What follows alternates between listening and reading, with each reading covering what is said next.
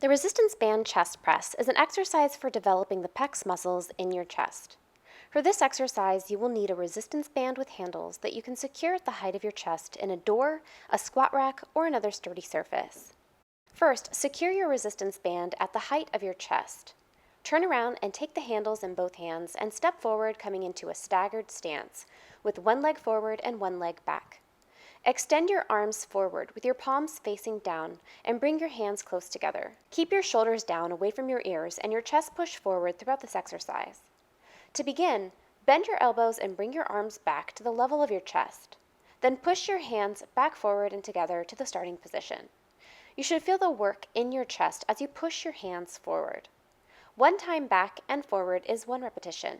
Continue for the recommended number of repetitions in your training program.